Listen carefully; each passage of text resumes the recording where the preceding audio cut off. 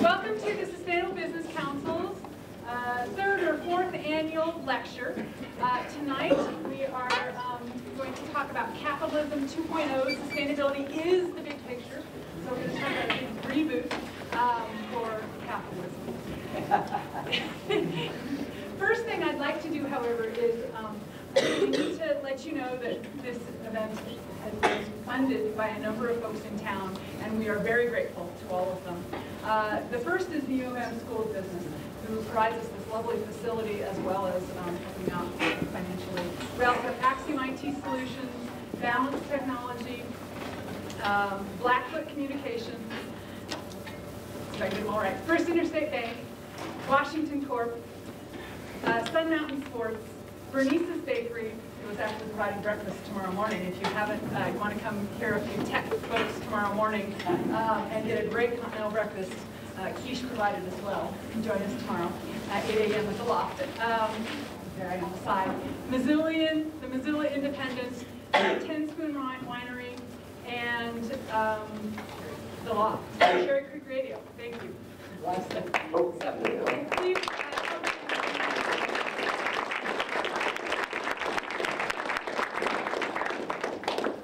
we have a number of board members in the room tonight. Most all of us have tags on of some sort. If you have questions about the Sustainable Business Council afterwards, don't hesitate to come find somebody with a tag on. We'd love to answer some questions about the Sustainable Business Council and what we do here in Missoula. I am going to go right into an introduction for Emily Plant. She is a professor here, Dr. Emily Plant is a professor here. She graduated from the University of Kentucky. She teaches marketing research and marketing principles here at the university. And she has been working on some 2-week intensive study abroad summer classes in Italy. Her research interests include market signaling, brand equity, and sustainability. Her core expertise, however, is thoroughbred horses. So if anybody has an interest in that area, you can chat with her afterwards. And she's currently working and teaching, or when she's not currently working and teaching, excuse me, she's a big mountain bike enthusiast here in Missoula. So a number of you others might have an interest in chatting with her about that. The U of M School of Business is looking at a sustainability program in the future, and I think Emily's going to give us a few highlights about that particular program, as well as introducing our speaker for us. So, Dr. Emily Plant.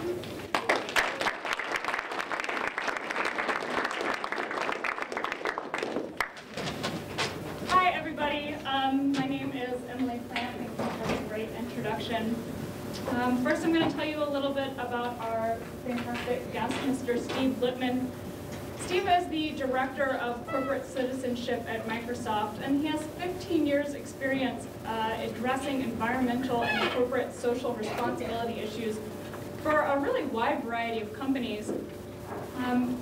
At Microsoft specifically, Steve works on a range of sustainable and responsible business strategies, along with transparency and disclosure initiatives. He wanted me to make sure that I noted that he's not a lawyer, so he works in that area. Prior to joining Microsoft, Steve spent 5 years as VP of Social Research and Advocacy at Trillium Asset Management, which is a 25-year-old socially responsible investment firm. Steve also has a wide variety of volunteer experience and consulting for a range of nonprofit organizations, including the Ford Foundation, Environmental Defense, and Friends of the Earth. Steve earned his bachelor's degree from Stanford University, but we don't hold that against him. And he got an MS in Natural Resource and Environmental Policy from the University of Michigan School of Natural Resources and the Environment. Steve actually spoke in my Principles of Marketing class this morning. I don't know if any of my students are here, but it was just awesome. I've got about 40 students in that class, and we had a lot of time to have a really great question and answer session, and it was fantastic. So I'm really excited to hear what he has to say this evening. As Susan mentioned, we are working on some sustainability issues right here in the business school, which I'll take this opportunity to kind of plug since I have a captive audience. The business school has formed a sustainability committee. I'm not sure exactly what the inception date of that is. I can't remember if it was 2011 or 2012. So we do have a committee to work on issues like that. We're working on specifically a couple big issues. One of them is the power usage of all the computers in the buildings. Obviously there's like hundreds of desktop computers in usage in the business school at all times, and we're trying to figure out how to sort of reduce our energy usage directly through using some new technologies to help us out in those efforts. We're also really excited to announce that we do have 2 sustainability courses being offered this fall. Dr. Suzanne Tillman, she's back there, is going to teach a course on business sustainability. This is going to be a case-based approach to explore the impacts of the triple bottom line on economic markets, as well as all the functional areas of the firm. And then Dr. Kent Swift, who also is here this evening, is going to take the more quantitative side of sort of sustainability metrics, and this will be specifically an application of sustainability tools for firms. We also have a sustainability certificate that's in the works somewhere in the pipeline of the university process of these things, but it is going to happen at some point in the future, so we're all really excited about that. If you have questions about the classes or the certificate or anything, definitely I can answer them. Dr. Tillman or Dr. Swift can answer them. So, without further ado, I'll leave it.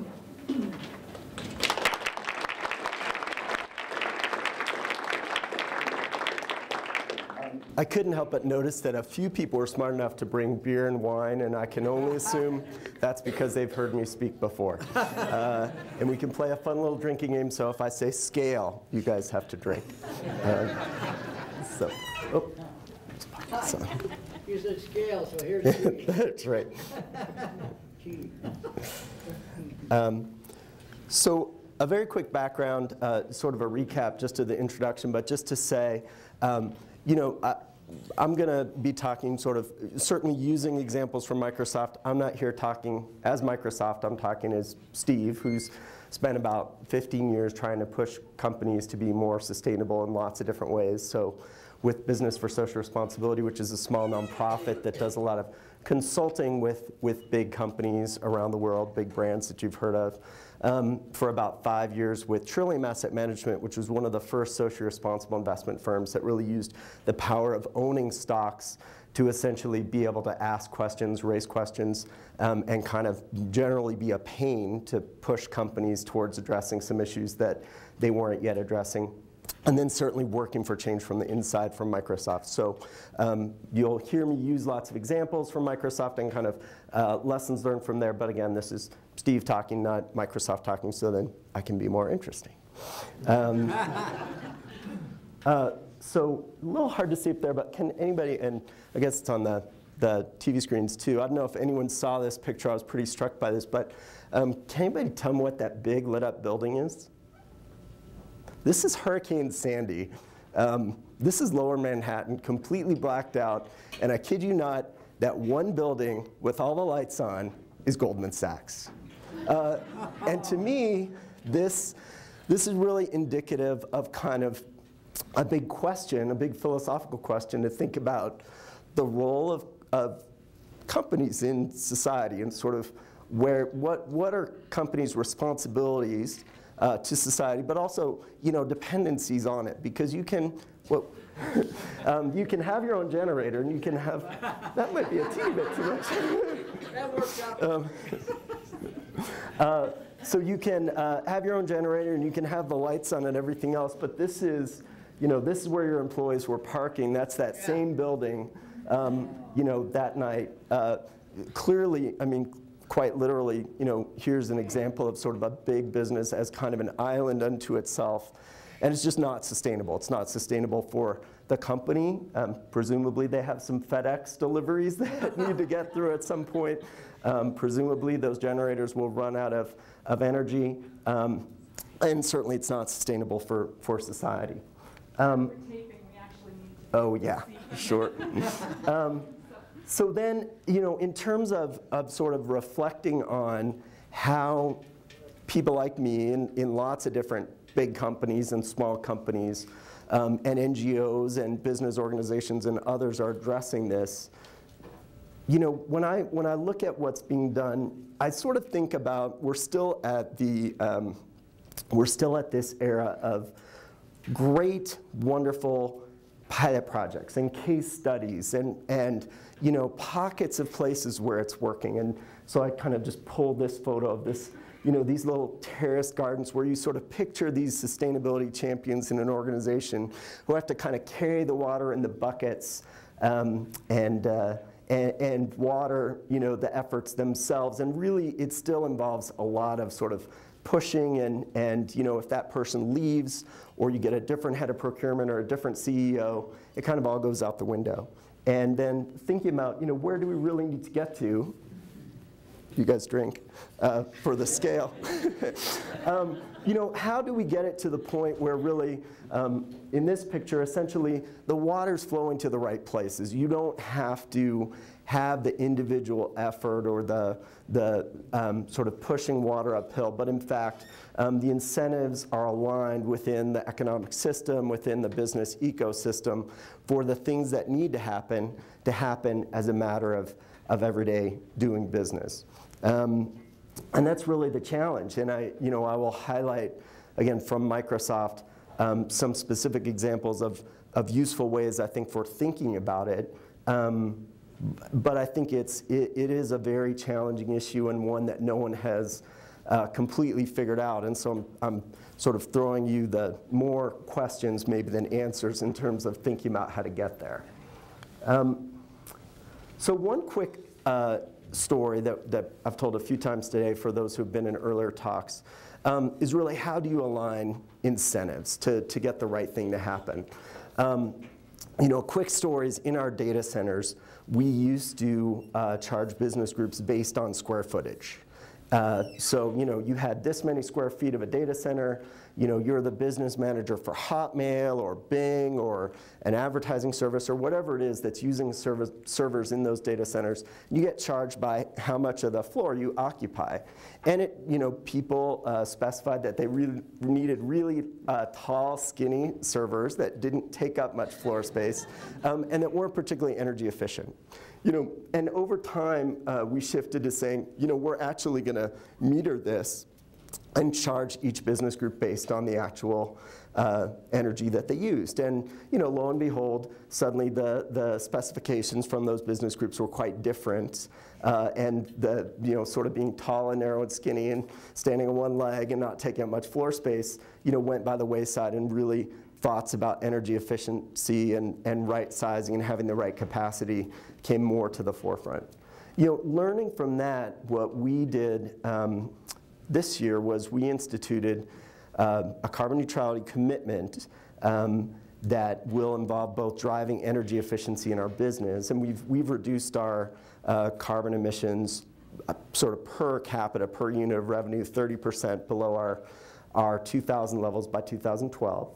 And we've done that through both energy efficiency and getting people to get off planes and use some of our own telecommunications products when they meet with people. But we've also had to do that by writing some checks to worthy projects that are bringing additional renewable energy online. So those are called renewable energy credits, RECs.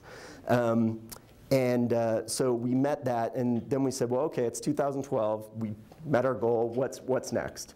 And our executives pushed us, I think, in a good way to say, well, the goal should be zero. So we adopted a carbon neutrality goal, which is great. But a number of companies have done that. I mean, Google's carbon neutral, Dell was carbon neutral, Yahoo is carbon neutral. Some of those companies are actually even starting to move away from those commitments a little bit. And there's certainly controversies about, are RECs the right way to go? Does this really bring additional renewable energy into the mix? What we said that I think is the more interesting part is, anyone can write the check for the RECs. I mean, if you have the budget, and frankly, RECs are pretty cheap right now. It's not a it's a giant check for you and I, but it's not a giant check for Microsoft. So any particular centralized department could write that check, but that's not very interesting. That's just writing a check, and people weren't really interested in that. What they wanted to do was think about how do we embed this into the business consciousness and into business decision making. And so we have an internal cascaded carbon fee that our chief financial officer administers, so that basically different business groups will pay their portion of that check based on how much energy they use. There's a little like $5 or $10 fee tacked on each trip that people take as well, each air trip that people take, to help create this fund that will then invest in these renewable energy credits. And the first thing that it really does is it just drives awareness, so that business groups start to think, hey, if I have my service hosted on the East Coast, you know, there's a bit more coal in the mix that's serving that data center, and I'm going to pay a little bit higher fee. And the truth is that the fee today is not enough to radically change anyone's economic calculations. The price for RECs has gone down quite dramatically over the last few years. And that's where it's Steve saying, you know, that's when you ask your executives to do something, when it seems cheap and it seems easy. And in 5 or 10 years, when those prices recover and it's not that cheap and it doesn't feel that easy, well, you've already committed to it. It's there in writing, it's been in the press, it's been in your website, you're reporting on progress, you're sort of stuck with it. And so over time, we project that the fee will become more and more of a part of the economics of business decision making, that it essentially internalizes the externalities of those carbon emissions to our business group decision makers. But even now, just the fact that they know there's a fee, that they know that they have to pay something, and that there is an impact between saying, hey, it's fine if my service is run out of our Quincy, Washington data center, which is 100% hydropower, versus no, you know what, I need it to be super fast in New York City, and I need it closer, and I need it on the East Coast where there's a bit higher carbon intensity in the electricity mix. Fine, at least they're aware that there's trade-offs to be made, and they're starting to think about it, and we see that starting to drive behavior. Then this is kind of a fun example I've shared all day, and I love this example. So basically, data centers are just big, giant collections of servers. And servers are just like your desktop computer, but you just strip out all the stuff you don't need. Like you're not going to plug in a USB device. You don't need sort of the output cable to a desktop display. So you strip out that stuff, and you basically just have tons of desktop computers next to each other, all hooked up in ways that distribute the computing workloads across them, and that's a data center. And the companies that have made those servers have traditionally been very conservative in giving guidance about how delicate those servers are and how much you need to baby them. And you have to keep them at 55 degrees exactly, and maybe it could go to 54.6, and maybe it could go to 56.3, but I wouldn't push it beyond that. And their economic incentives are to do that. They have warranties, and so if they sell us a server and it goes bad in the first 18 months or 24 months or whatever the warranty is, they have to take it back and give us our money back. And so, it's sort of no skin off their back to say, hey, be super extra careful with these. And we hired a guy from HP who sort of knew the real story and said, these things are a lot tougher than everyone says they are. And you know what? It's super expensive. These things throw out a ton of heat. There's examples now of data centers that are located, north of the Arctic Circle, where they tap the heat and it's providing heat to whole cities. It's heating the city swimming pool and it's heating the city hall just off this waste heat from all these computers. So it's incredibly expensive and energy intensive and kind of wasteful to have to air condition, these giant buildings full of servers throwing off tons of heat. So what this guy Christian did was he basically just did a little experiment. Didn't really even tell anyone. We have a data center in Tukwila, Washington, lovely Tukwila. And back behind it, and that's about as nice as Tukwila looks, actually. No offense. behind the data center, he put up, some tarps and a little tent. And it's a little hard to see, but he put up a bunch of servers there. And he ran them for a year. And when the tarps kind of started to leak, rains in Seattle a little bit, some water dripped on the servers, no big deal. He kind of pulled the tarps back. In the summer, it was pretty hot some days. And, in the fall, leaves blew in and some got sucked, right next to those little server grates. And he pulled them off, and the servers all worked for the year. Nothing went down. And he sort of took that example back to people to show them how much we've been sort of over-investing in caring for these servers. And so now, this is our newest data center that we put into Quincy, Washington. They're essentially shipping containers full of servers. They have holes in the sides so that air can blow through. You can put them, they don't even have to be in a building.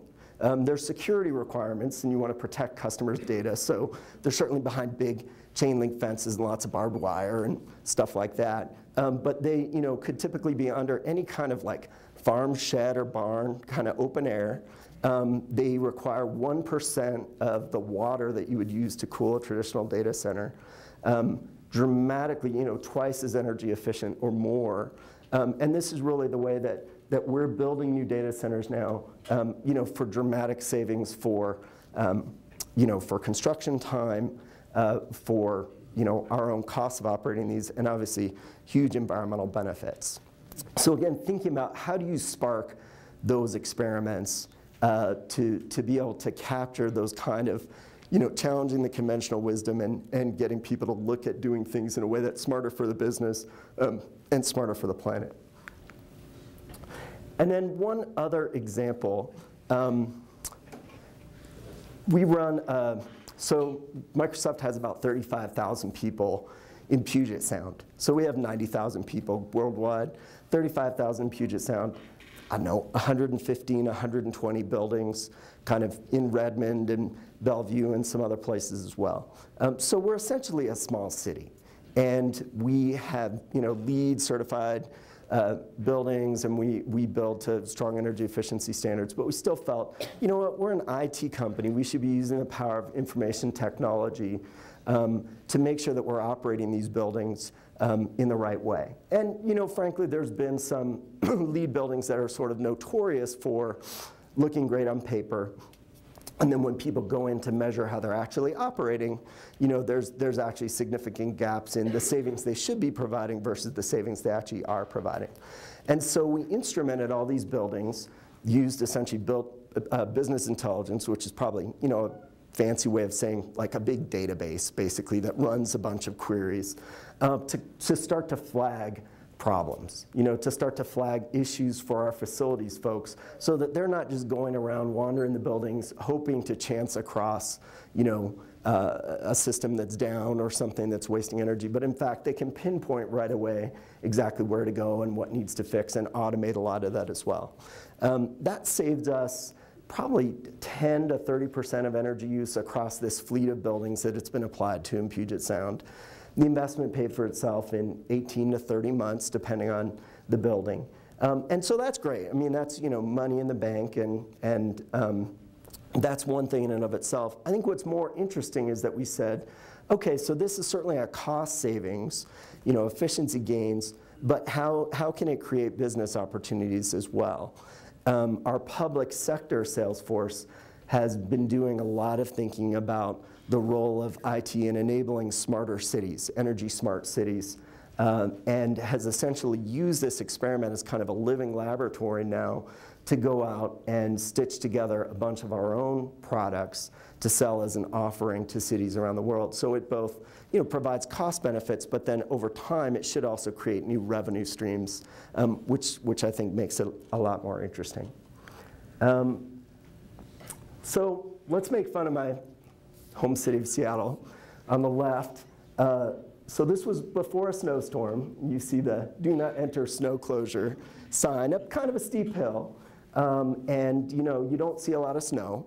And I posted this on my Facebook page and got lots of snarky comments, and it's true. 1.5 inches or or two of snow will, Seattle's got a lot of hills, we got a lot of, we get snow that's right at the freezing point, so it will sort of thaw and refreeze. And so an inch or two of snow can shut the city down for 3 or 4 days, and has cost at least one mayor his job. The new mayor is very focused on the snow removal plan, and it hasn't really snowed, and I think he really wants it to snow so he can show everyone how good he's going to do. So that's on the one hand. It's sort of, you can laugh and say, that's kind of a silly warning sign. On the other hand is a real example of what happened within the last few years, a November snowstorm. It was kids on a tour bus that were touring Seattle, like a school trip, slid down Capitol Hill and slid across. There's another bus behind that one you can't see that's also hanging, not quite as dramatically, slid through a guardrail, and that's I-5 right downtown, essentially. And if that bus had slid another 60 feet, that would have been, you probably would have heard about it. And so, I sort of pose this question to say, where are we right now? And I think for those of us that get it, we're saying, like, hey, we're in the bus, right? We're sort of hanging over the edge, and we need to figure out a way to pull this thing back or crawl out of the back. And I think a lot of other folks will say maybe they're not following things day to day, maybe they're a little more skeptical, and they still see what we're talking about is much more of sort of in this category of this warning sign of essentially are we sort of being Chicken Little? Are we kind of sounding a false alarm? I think there's lots of evidence, and certainly you have faculty here on the intergovernmental panel on climate change that have really sounded the alarm on the incredible impacts we're seeing faster than anyone really predicted. I hate to say I think we're on the bus, but I think we're on the bus. So then this is the Aral Sea, which was the 4th largest lake in the world.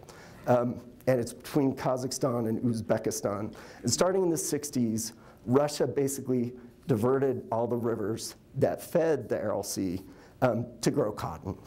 And you can see what happens when you cut off all the rivers that feed the 4th largest lake in the world, which is no longer the 4th largest lake in the world. It's essentially 90% gone. There's amazing satellite photos you can see where you see the outline of the former lake, and then there's these little, it kind of looks like a puddle that's drying up on your sidewalk after a thunderstorm or something. There's these little parts of the lake that are left. So for us, I think, who care about these issues, the challenge is really, for a lot of environmental crises, we've sort of had the luxury of coming back to it. Even, CFCs and the hole in the ozone layer, which, is an issue that I think predates, a number of the younger members of my audience who don't get to drink beer and listen to me. But, that was one where, we did something and we caused this tremendous problem, and we made a global effort together to fix it. And, essentially it's being fixed. Like, you really need to wear sunscreen in Australia right now, and there's huge rates of skin cancer. But, over the next 50 plus years, scientists think that the hole in the ozone layer will be healed because we've taken the steps that we need to limit CFCs and other chemicals that were attacking that. The challenge with climate change is, we've already built in a fair amount of climate change if we turn around today. And there's no signs that we're sort of turning around today. And so by the time people realize that there is a problem and sort of there's the broadest agreement to deal with it, do we still have the opportunity to do it then? Kind of every year that we wait gets more expensive, gets harder. At what point do we sort of lose the opportunity to turn it around, even if we suddenly sort of get a backbone to do so? But I didn't want to end on the super depressing picture of the Aral Sea dried up. So I have 2 hopeful slides at the end. The first is just thinking about the dramatic change that we've seen. And the reason I juxtapose these 2 pictures, that's the last flight of the space shuttle. that went up in 2011. That's a Windows phone, but you could choose any smartphone, and most of you have chosen other smartphones. The smartphone that's in your pocket has more computing power than is built onto that space shuttle that goes into space and flies around the world and can dock with the space station. So we've seen just incredible advances in technology. We have incredible tools at our disposal. And when you think about what cell phones and smartphones mean, for people in India and Africa and around the world in terms of getting them access to information, remote medicine, being able to know the price of commodity crops before they bring them to market, the social benefits from that connection. There's just been tremendous benefits from these smartphone revolutions. So that suggests that that rapid change is possible, that disruptive change is possible, for good as well as for less good. And then, so I wanted to end on this quote, and then one helpful thing on the RLC, a classic quote from Winston Churchill, just about, at least in this country, sort of how we tend to attack these problems once we've tried everything else. And then sort of a hopeful note that, hey, it's expensive. It would have been a lot cheaper to keep the RLC in better condition in the first place. But with a lot of investments and thoughts about water conservation and new infrastructure investments and other things, in fact, the RLC levels are rising again. Salinity levels are going down. There's starting to be the reestablishment of some healthy fisheries in parts of that RLC. And so when we choose to make this commitment and address these issues at scale, then we really can have an important impact. So I really appreciate you being out, and I'm happy to answer questions, to hear people's thoughts. I mean, this is based on sort of my experience and my perspectives, but I'd love to hear challenges. I've lots of folks from the local business community and other organizations and the university who have worked on lots of these issues in their own way. So tons of expertise in the room besides the person with the mic up front. So we'd just love to kind of throw it open, have discussion, questions, and others. And again, thanks a lot for coming out and for having me come.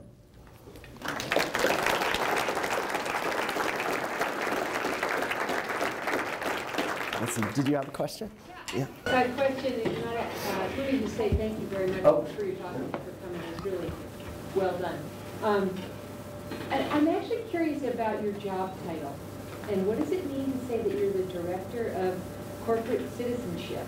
And, what do you do? Right. Yeah. That kind of thing. Yep. Sure, yes, yeah, for the camera in. So the question is, as Director of Corporate Citizenship, what do you do? What does that job entail? So there's lots of different terminology for this kind of work, whether it's sustainability, corporate social responsibility. Microsoft uses the term corporate citizenship to think about our commitments and contributions to society. We use that term. They're somewhat interchangeable. We have another team that really is focused specifically on environmental sustainability at Microsoft that I work with closely.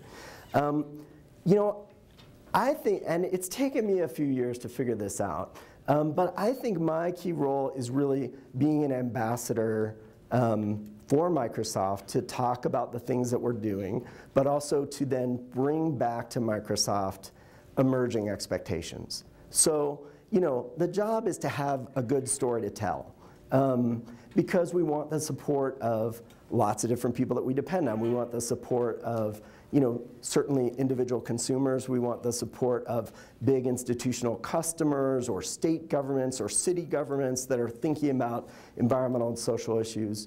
We want the support of investors that are increasingly worried about some of these risks and are asking us, hey, how are you managing the risks of energy price spikes because of concerns about climate change regulations or other things. So some of that is going out and telling the story. But then, probably the more interesting or impactful part of the job is coming back in internally and saying, fine, here's where the story's good enough. You know what, here's where the story is not actually good enough. You know, here's where other companies are doing more, here's where NGOs are talking about, you know, really what's needed, or what, you know, an opportunity is that we could create change that we're not using now, and then trying to drive the business to think about those and make a more holistic and informed decision. It doesn't always mean they make what I would consider to be the right decision, but it's at least forcing an informed decision that reflects those external expectations. So what I do is a lot of, you know, making sure that we're sharing information so that people can evaluate our performance. So we do an annual citizenship report. We have calls twice a year to talk about these issues with our 25 biggest institutional investors. You know, we disclose a lot of data to different reporting standards, like there's something called the Global Reporting Initiative, which talks about how to disclose this stuff. There's the Carbon Disclosure Project, which has a lot of guidance about what's a consistent way for organizations to manage their carbon footprint. So making sure that we're measuring what we're doing, you know, we're reporting on progress or lack of progress, people have the information they need to judge what we're doing, and that we're thinking about the feedback when people say, you know, nice but not enough. Yeah.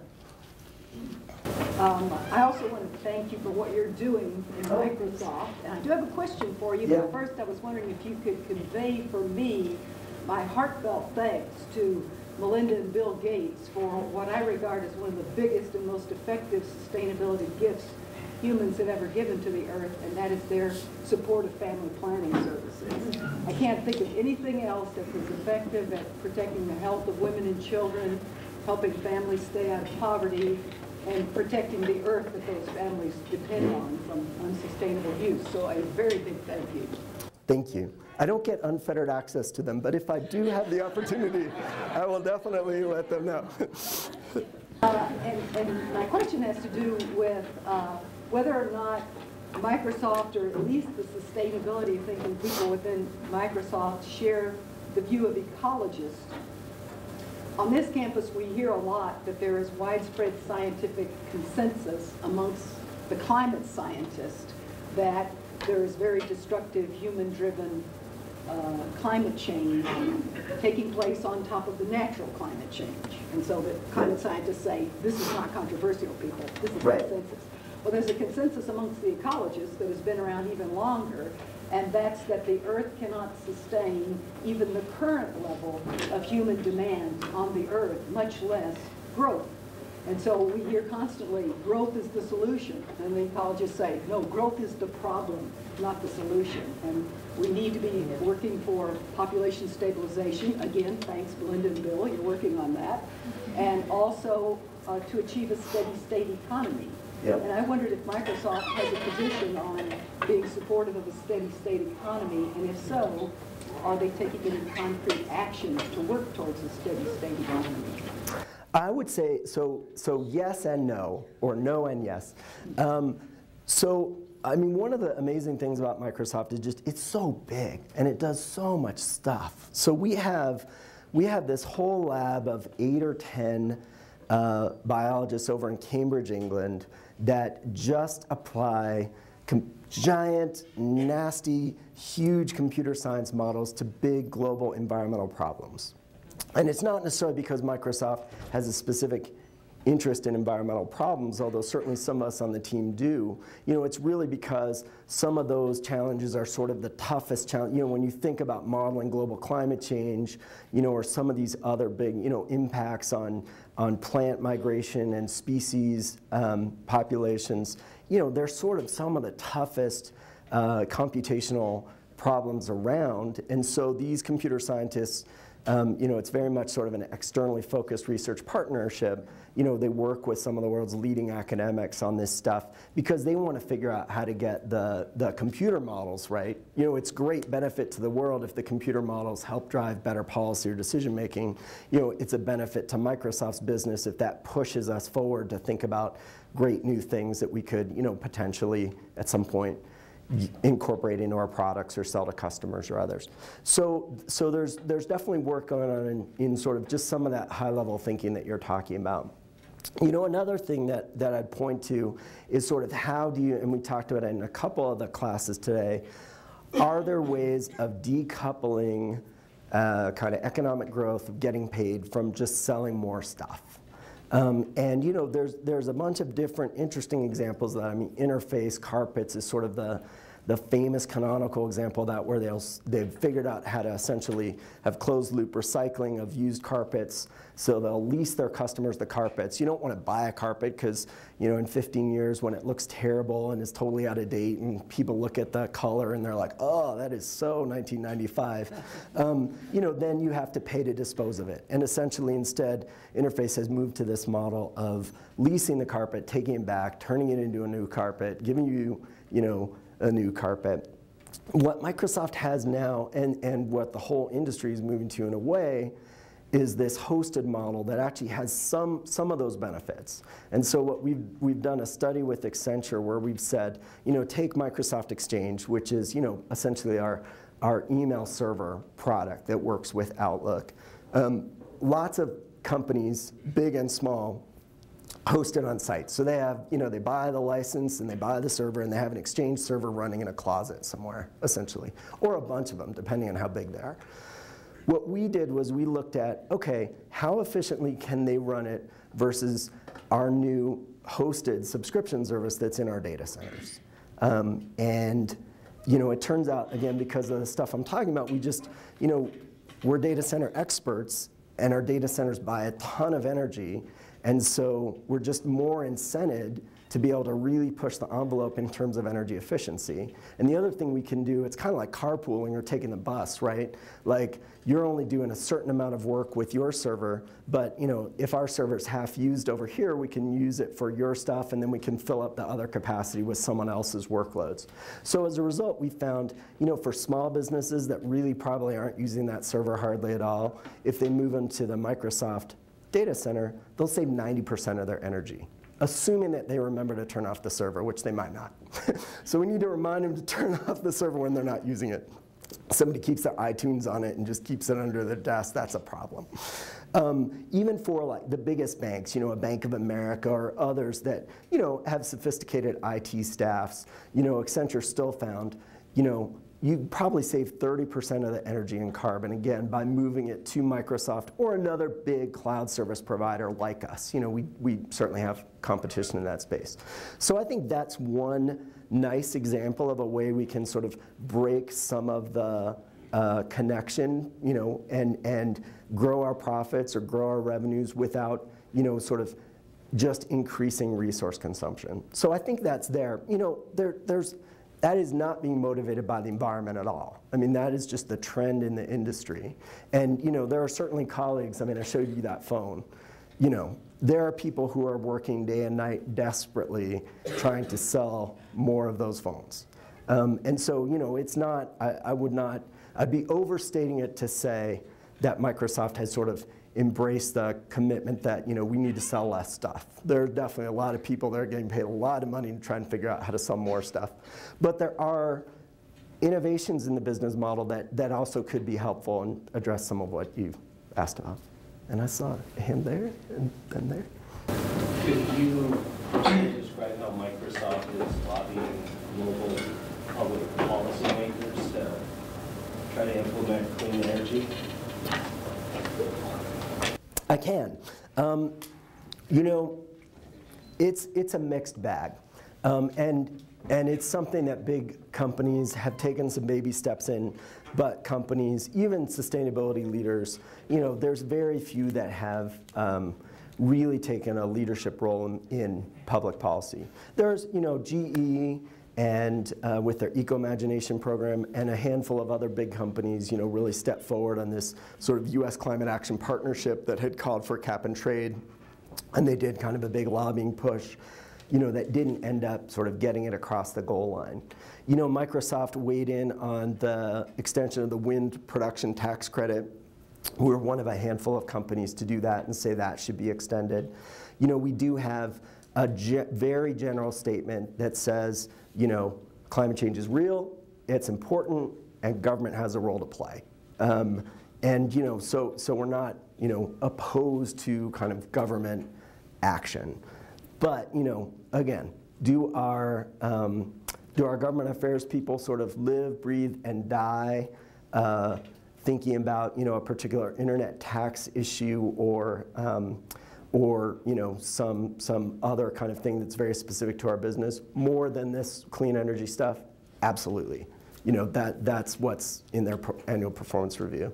One thing I'll say, we talked about it a little bit earlier today, that where I think there is some interesting alignment, again, around sort of our public policy positions for our business interests, and I think for societal interest, is kind of around science, technology, engineering, and math education. So that's a place that we've put, a lot of work, a lot of focus, trying to build mentorship programs. We've created a Washington State STEM Center to try and push and improve STEM education in the state of Washington. We're calling on every high school to have a computer science program, and again, making employees available to go out and teach those or teach those remotely. We have a really sweet video online about a guy who is teaching a computer science class in Kentucky, and it's really sweet because it shows him like walking into his office in a t-shirt, and then he puts on a jacket and tie, and he sits down in front of the webcam, and he starts teaching the class. And if anyone was wearing a jacket and tie at Microsoft, you'd be like, where are you interviewing?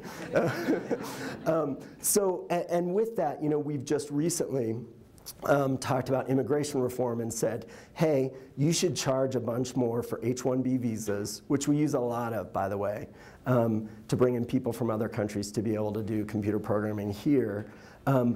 Charge us a bunch more, but make sure that money goes into science, technology, engineering, and math education so that 10 years from now, there's a pipeline of folks here educated in this country who can fill these jobs so that we don't have to sort of look in the global marketplace. So. And you had a question. Yeah, kind of a follow-up. I guess I'm the local climate science guy. And so I've been part of sending the climate data to the politicians for a decade. And we don't have much to show for it in terms of policy advance in the political arena. And I can't help but think that if the Fortune 100 or Fortune 50, of which Microsoft would be part of that club, if the top few dozen global corporations collectively made a formal statement to the political leaders of the world of the position humanity is in and that they better wake up, I think it'd make a difference, because that's climate science.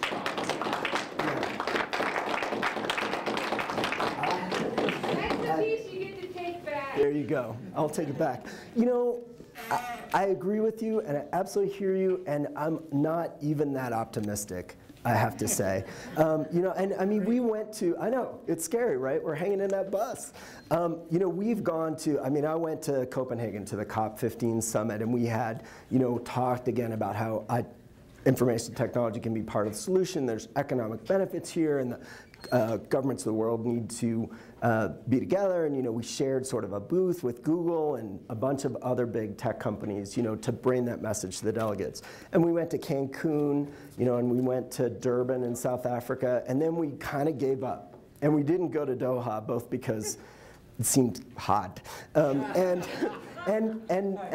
nobody was listening. And I do think it's worth thinking about this U.S. Climate Action Partnership, which, it didn't have all of the Fortune 100, but it had, it had a lot of big companies, including some big utility companies that were saying, that sort of got on board with saying, give us some sensible regulation here. And those big companies were not enough. And I think one of the challenges is this sort of challenge that we all care about it a bit, but we care about a lot of other stuff too. And then there's this handful of actors who that's all they care about, right? Coal companies, and that is their life or death issue.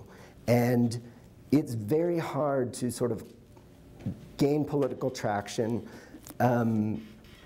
to pull together everyone who generally cares, 50% and prevail over somebody who's willing to spend whatever it takes because they will go out of business.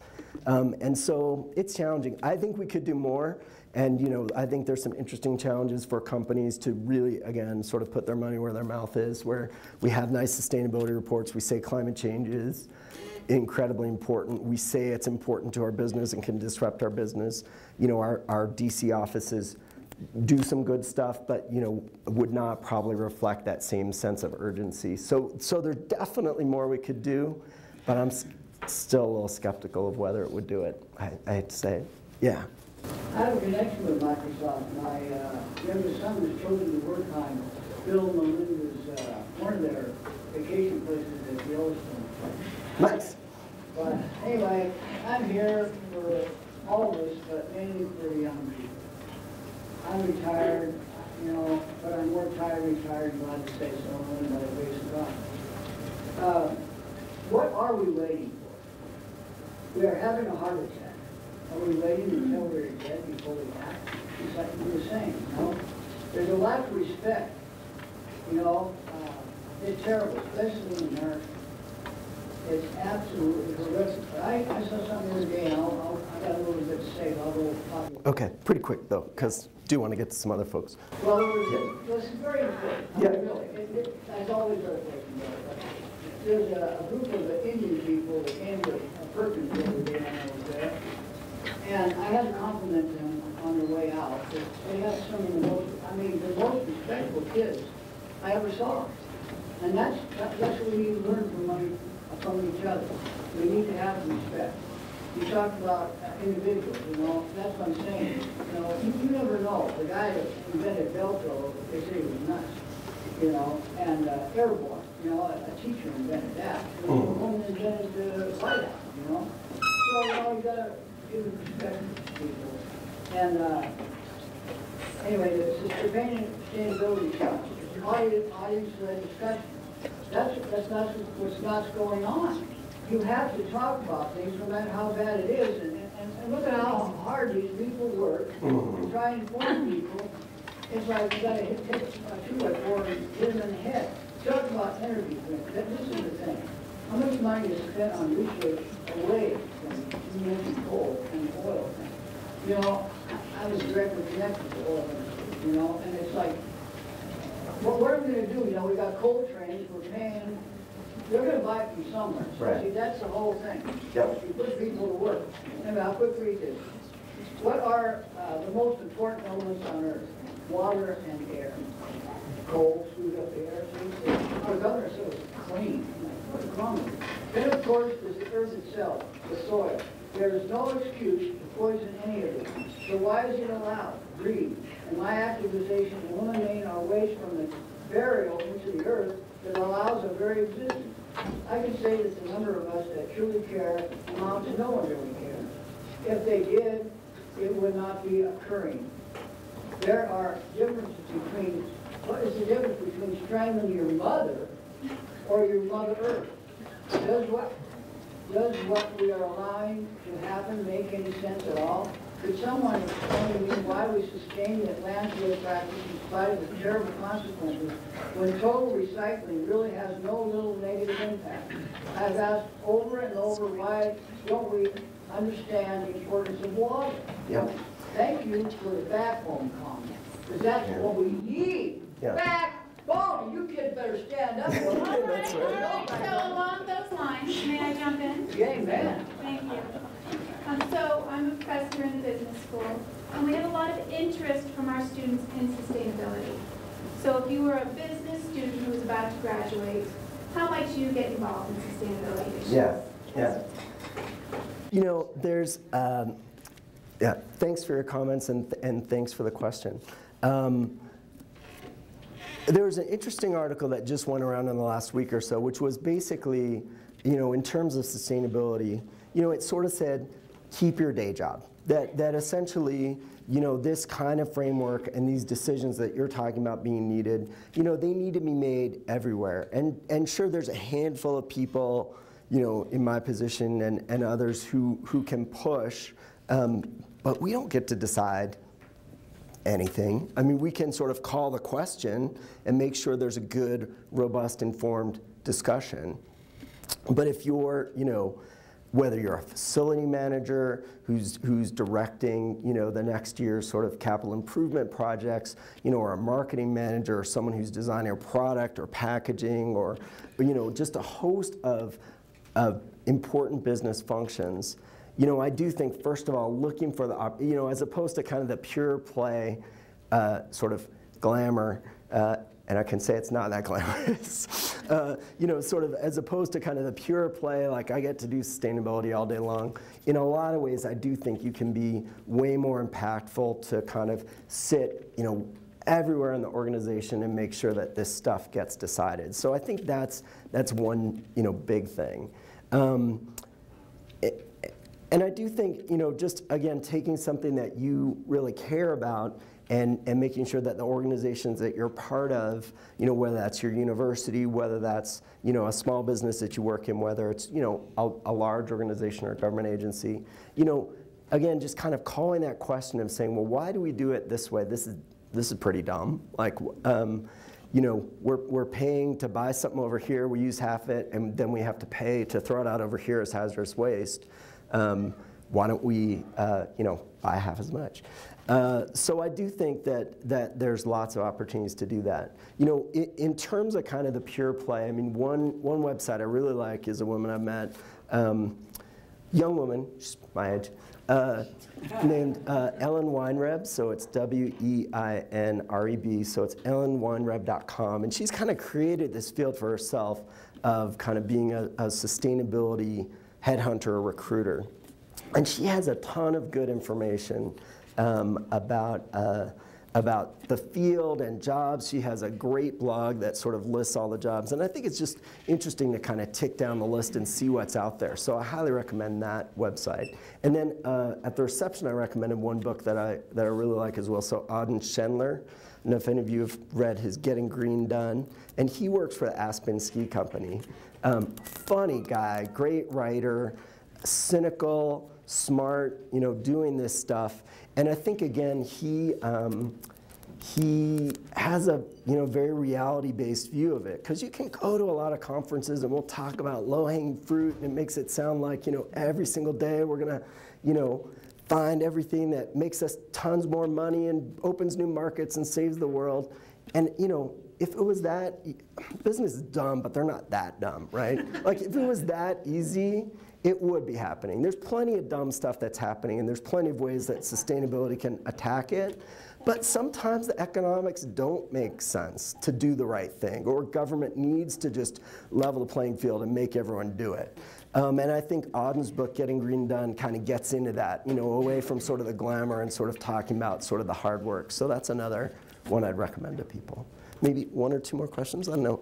We're essentially at time. Two more questions, so I'll leave it to you. So I was really struck by the screen with the space shuttle and the smartphone and the idea that these disruptive technologies are evolving so quickly. So when we talk about climate change solutions, there's a lot of different schools of thought, but one is like changing the market dynamics by carbon taxing, cap and trade. One is clearly technology is going to save us all. And then there's this sort of unsexy, unglamorous piece of just flat out behavior change, right? And population modification. And I was just wondering what your thoughts were if you were looking at that solution set. What is going to save? Right. What combination Yeah. Or Yeah. what do you have to add to Right. that?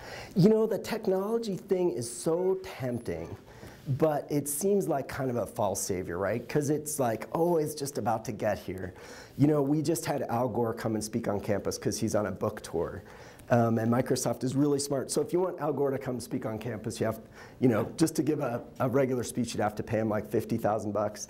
But when he's on book tour selling books and he's going to be in downtown Seattle that night, you say, hey, come out, we'll fill up an auditorium with a couple hundred people and sell a couple hundred books, and then they come for free.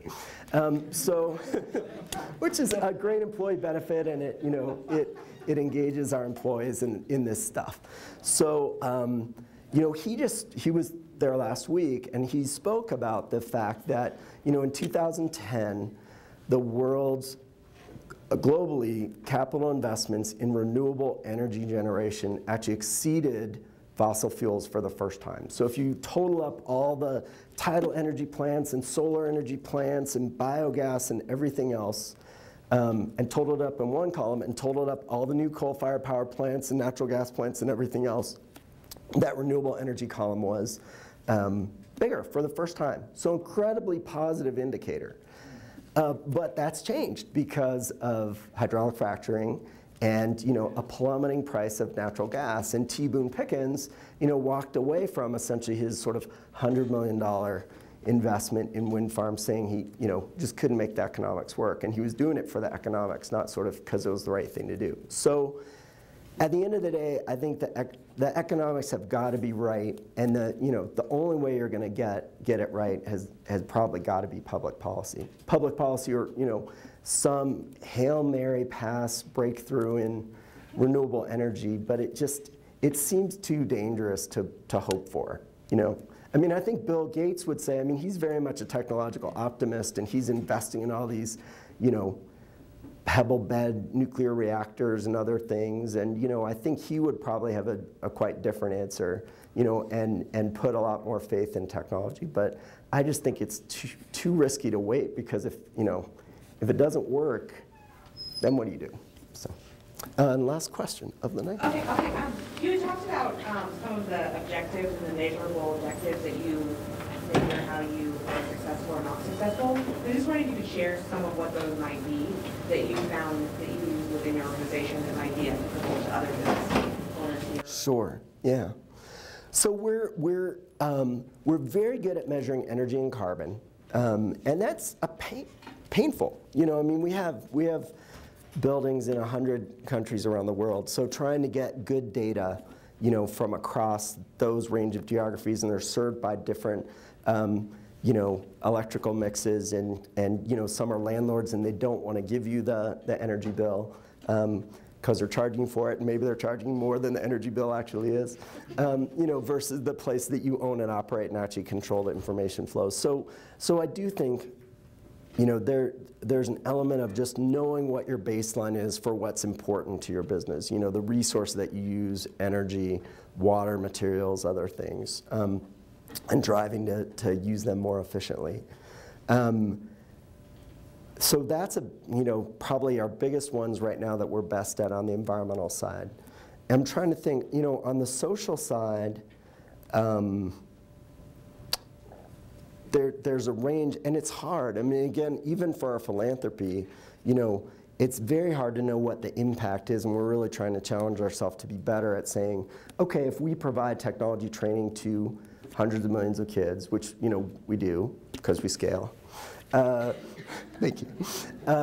You know, how many of them actually get jobs? You know, what's the economic impact in their lives? It's easy to count up the number of kids who have sort of taken the certificate course, but much harder to connect with them, and that's what we're sort of pushing ourselves to do on some of that. So I think still a lot of work to do on finding the good measures. I mean, overall, you know, Microsoft has moved to a very scorecard-based approach for everything, you know, for customer satisfaction and all kinds of stuff. And, you know, it really has driven behavior across.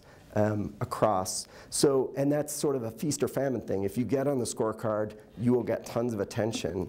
If you don't get on the scorecard, you know, hey, it may be super important and nice to do, but you know, that's not what people are going to have to talk about in their performance review, and very hard to then get people's attention. So, thank you. Thanks again for having me, and thanks for all the questions.